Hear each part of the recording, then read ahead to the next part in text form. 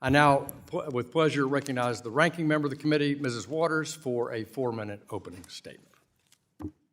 Thank you very much, Mr. Chairman. Thank you to our witnesses for being here today.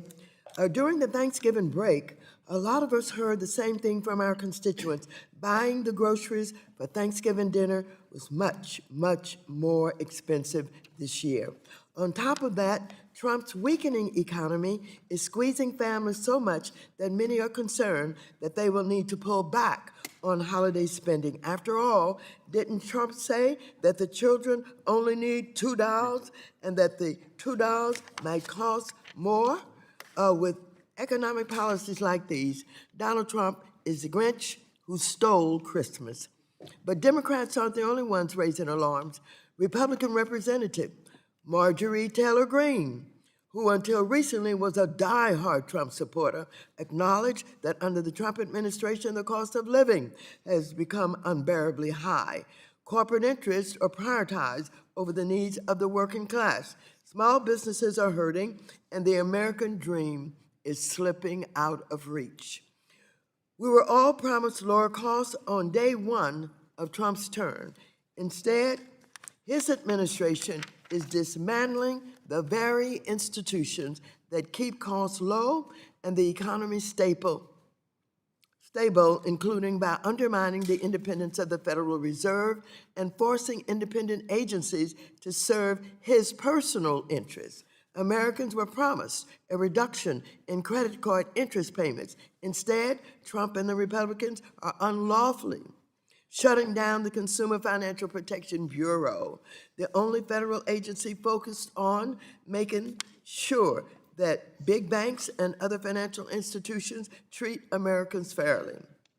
As if that weren't enough, Russell Vought, who has told private audiences of his plan to illegally end the CFPB, announced last month that CFPB examiners will be forced to recite a so-called humility pledge, essentially forcing them to bow down to big banks before daring to carry out their jobs, to examine them. While I'm happy that our committee is following the law to finally have what should be a semi-annual hearing with the Fed Vice Chair of Supervision, I remind Chairman Hill that it has been 18 months since the CFPB director last testified before this committee, a delay which is wholly unacceptable. I'm concerned that our banking regulators have been anything but independent, prioritizing Trump's deregulatory policies that will leave our banking system vulnerable to another Silicon Valley Bank type failure, if not worse. But it's not just handouts to mega banks. The Trump family has spent more time putting money into their own pockets than working for the American people. In fact, Trump and his family have received nearly $2 billion in cash, gifts, and crypto profits, while our regulators work on crypto rules that could legitimize this corruption.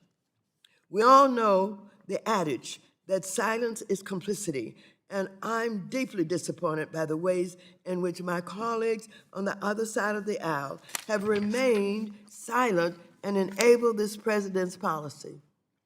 I hope each of our banking regulators were here today, assert your independence, and help us navigate out of this mess before it's too late.